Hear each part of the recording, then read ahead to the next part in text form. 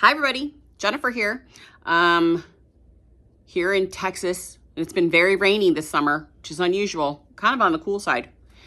Anyways, let's talk about Strasberg and the evil method, which I think it's funny reading through these essays and how he was criticized terribly, which is kind of my first point I want to talk about in this first essay was that, it starts with all these criticisms of Strasberg and his whole concept of his method. And I love some of these. First off, it's Robert Bernstein's criticism. He says he's to blame for the poor quality of acting in the middle and the later part of the 20th century in America. Okay. Stellar Adler says it's going to take 100 years before the harm that man has done to the art of acting has been corrected. I can kind of see Stellar being like over the toply dramatic while she is saying this.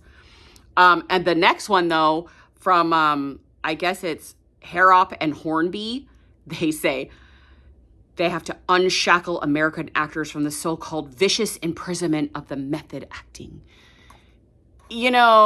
Our author says, which I love, he kind of puts it in perspective. Mark Gordon, he says, I love this on page 49, by the way. He goes, in truth, the method was and is only one approach and a many diverse from Stanislavski. So if you think about it, all the theories that we study are sort of a deviant from the diversions from Stanislavski. And it's just a toolbox. It's a technique, that you could use, whether it works or it doesn't work. But I just think it's just so funny that they just blame Strasberg for so many things that they think are wrong with the acting theory of what's going on. Another interesting point that I think Gordon makes is he really talks about the difference between the system and the method. And he tries to tell us that here's how Lee did it and here's how Stanislavski does it. And there are these little variations, as I'm reading through, I'm going, oh, that's just like a variation on the concept. So it's not that different. And as I'm reading ahead to Stella and Meisner, some of this stuff is not that different. We'll talk about the big criticism in a minute, but I just think, the actor has to have some concept within himself to portray a character.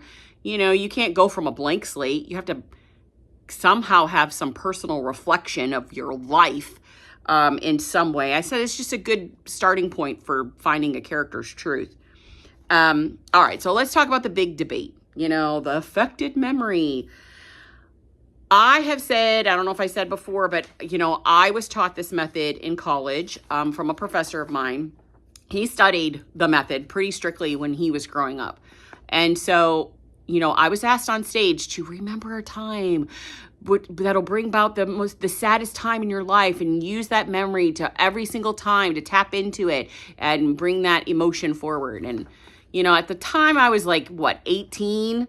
And so you're like, okay, I'll do that. But it's like, I don't have much back from my life that I can actually draw on. What does an 18-year-old know about death? Unless you've experienced it. Now being my age, of course I have. And I have a plethora of emotions that I could tap into from experiences that I had. Am I going to do that? Probably not. That's not good for my psyche. That's good for anybody's psyche. So the way he goes about doing that, and even writing the lesson plan this week, there's safety notes that people have said, be careful with this. Make sure that you're connecting with the kids. Make sure that, the students aren't going off the rails with this emotional aspect if you're going to be using it. So I kind of think you just need to be safe if you're going to be using this technique. Do I use the technique with my students? No, I don't. I just think, and even now, I just think we have such a rise of mental health. We're much more aware of people's mental health that I think using that effective memory is probably not a good place for students to start. Maybe an older person, even in their 20s, possibly, if they have control over the emotion and control over the event in their life, could it be used effectively? And next, I want to talk about the next essay, which is about the Actors Studio. I only really knew about the Actors Studio from, James Lipton. Who didn't watch Inside the Actors Studio? You got to watch all these famous people.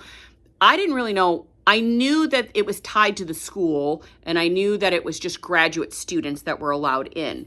But I really didn't understand what the studio was until I read this. And looking at it, hey, first I didn't know it was nonprofit. First I didn't know it was free. However, it's only for professional actors, which I found very interesting to me. In the beginning, that's what the concept was. What these professional actors wanted a venue to be able to practice their craft and be able to do that. But what I like about it, so first, before I tell you what I like, I kind of looked at it as, when I was reading it, was going, oh, it's kind of the snooty country club of the professional actors. And so I kind of found that at first when I was reading that, but then as I'm reading more, I'm reading how much these actors and directors are having to give back to their community, to the school, to the graduate program. And really that kind of struck me as, oh, that's really what this is about. It's about us as professionals giving back to a generation that needs guidance, that needs support, and to let them know that we're here for them. I think as I get older, the older I get and the more experience I have as an educator, I realize that I have to do that. I didn't come to realize that I know so much until probably like right before COVID. Oh, I really do need to give back. This. You need to teach this to younger educators. And I do a lot of that now. I do a lot of PD for people. I'm part of the Texas Education Theater Association. I help write curriculum for them.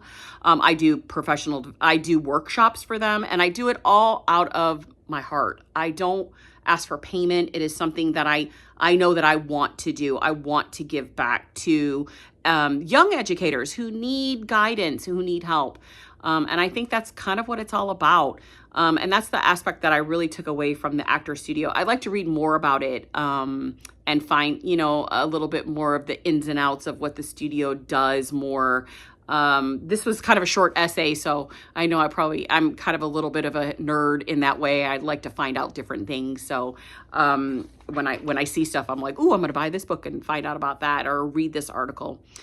So I think I encourage all of us, at some point you'll get into your career and you'll realize, oh, I kind of am a master at this and I know what I'm talking about. I've done it so long, and that's a great thing. But also we need to realize that we need to continue to learn and we need to continue to be open to learn.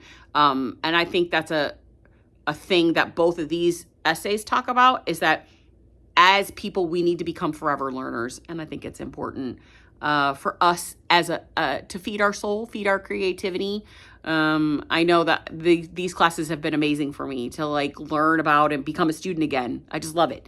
And I think I've gotten a lot of that. So, anyways, those are my takeaways about Strasberg. I don't think he was so terrible. Just another guy who learned something and he wanted to give it, and maybe a little bit strict about it, but without him, I don't think we would have some of the things we have today. So, okay.